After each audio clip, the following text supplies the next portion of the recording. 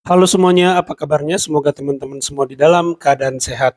Ya, ini ada berita terbaru ya teman-teman, di mana menurut netizen ya, di sini ya foto Hasto itu hilang dari website resmi PDIP. Wah, ini parah juga ya teman-teman, baru jadi tersangka, fotonya sudah tidak ada. Nah, bagaimana videonya? Coba kita simak dulu bareng-bareng. Usai ditetapkan jadi tersangka KPK, foto Hasto hilang dari website resmi PDI Perjuangan. Sekjen PDIP Hasto Kristianto telah resmi ditetapkan KPK sebagai tersangka di kasus suap ex-caleg PDIP Harun Masiku.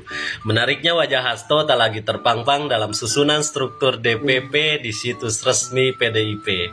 Pertanda apa ya? Apakah PDIP mulai malu mengakui Hasto sebagai sekjen PDIP? Gak mungkin lah ya. Tapi saya kurang percaya sih, masa wajah Hasto dihilangkan di situs resmi PDIP? Dia kan sekjen yang paling dicintai. Coba saya cek dulu ya bentar. Ini saya sudah buka website resmi PDI Perjuangan.id. Loh, benar bro, wajahnya sudah hilang. Ini seriusan Pak Hasto diginiin? Apa jangan-jangan setelah fotonya hilang, orangnya ikutan hilang? Lapor komandan. Soal lain tanggapan kita aja. Respon Pak Jokowi. Soal Pak Hasto kan ditetapkan sebagai tersangka di KPK ya Pak, tapi nama Bapak itu masih disangkut pautkan atas tersangka ini. Hormati seluruh proses hukum yang ada. Tapi nggak apa-apa Pak, nama-namanya dicatut Pak, masih dibawa-bawa Pak. Nama Pak Jokowi sama keluarga masih dibawa. Sudah warna tugas pensiunan nggak tahu. Bingung ya sama Pak Jokowi ini, kok kesabarannya itu nggak ada habisnya ya, nggak pernah terpancing gitu untuk mengomentari sesuatu itu terlalu jauh gitu ya teman-teman. Cukup berbicara secukupnya ya, benar-benar pria sejati ya teman-teman. Berbicara secukupnya, seperlunya saja. Wah, keren banget ya Pak Jokowi ya teman-teman ya. Salam Pancasila. Kenapa Ketua Umum PDIP Megawati Soekarno Putri terlihat serius membela sekjennya atau anak buahnya Hasto Kristianto? Intinya sebetulnya karena Ketua Umum ini tidak tahu ya apa kesalahan dan apa pelanggaran-pelanggaran serius yang telah dilakukan oleh sekjennya. Begitu kira-kira menurut saya ya. Saran saya kepada Bu Megawati sebagai Ketua Umum PDIP adalah pecat saja Hasto Kristianto, Sekjen DPP PDIP, jika memang terbukti bersalah. Ya, masa orang yang bersalah dilindungi, Bu? Ya, kan Ibu ini adalah simbol demokrasi. Demokrasi itu kebebasan berdasarkan hukum atau undang-undang atau aturan yang berlaku di negara tersebut. Kan masih banyak kader-kader yang lebih baik dan lebih hebat, lebih jujur, lebih amanah daripada Hasto Kristianto. Ya. Kenapa ini harus dilakukan? Ya, ini demi marwah partai peninggalan dari pendiri bangsa, Bapak Proklamator kita, Bung Besar Soekarno. Justru Mas Hasto itu ya sedang berusaha agar memang betul-betul dia ditangkap. Karena kalau nanti dia ditangkap, dia akan kembangkan ini menjadi isu nasional yang lebih besar lagi. Itu apa lagi itu berarti? Bahwa dia mengalami kriminalisasi. Nanti akan muncul tuh teman-temannya yang mendukung dia, Said Didu. Mungkin nanti Pak Din Samsudin. Iya. Mungkin kawan kita Refli Harun. Iya. Mungkin muncul nanti siapa tuh? Rocky Gerung lah. Rocky Gerung pasti, ya kan? Ya. Siapa lagi? Mungkin nanti Ferry Amsari. Iya. Mungkin nanti Bivitri Susanti. Iya. Ya kan? Kawan kita semua mungkin itu. Nanti Amin Rais, bukan mungkin. Pasti nanti Amin Rais. Gitu, iya. Ini hebatnya ini bisa mengundang kita tertawa karena memang pengetahuannya banyak. Kita sudah bisa baca skenario ini, gitu. Ya. Ini kan sama juga dengan Said Didu, ya kan? Wah, dilaporkan ke polisi. Langsung dia bilang, saya dikriminalisasi karena membela rakyat, ya kan?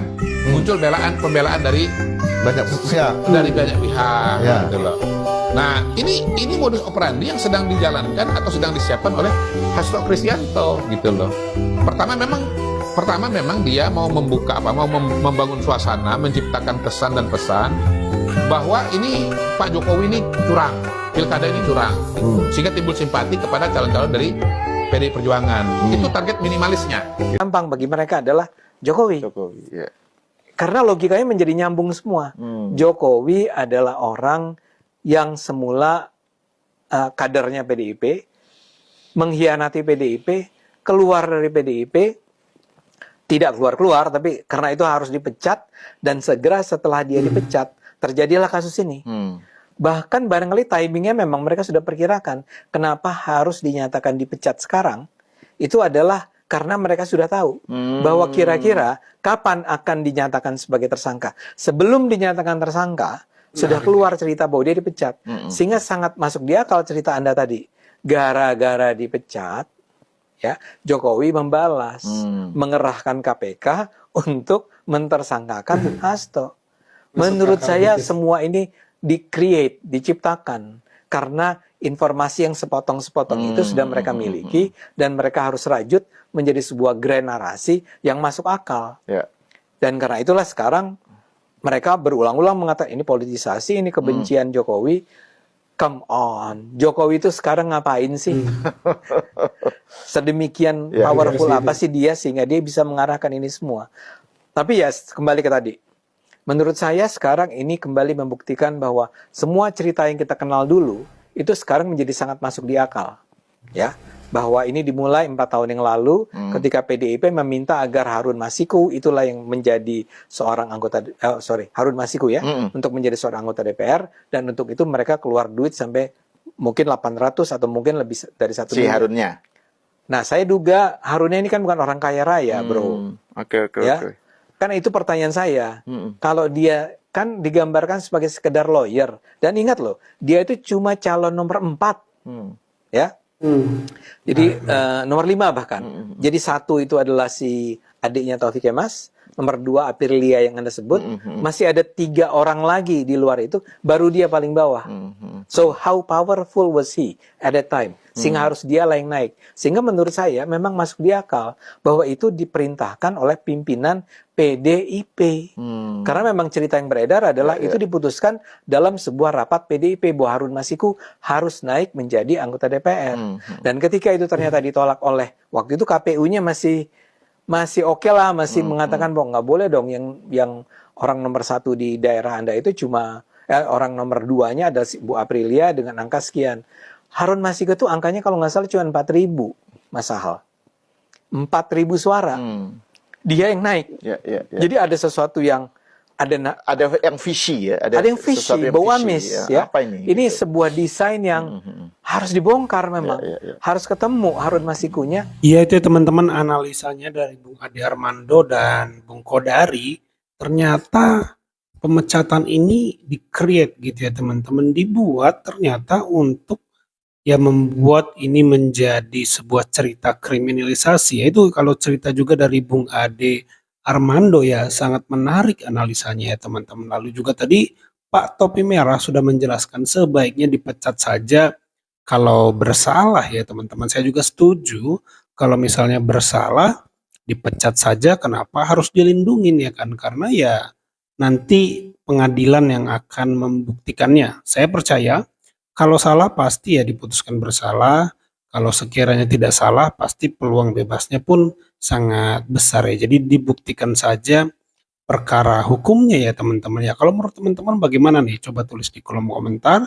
Itu saja video kali ini. Terima kasih buat teman-teman yang sudah menyimak sampai selesai. Sampai jumpa di video saya selanjutnya.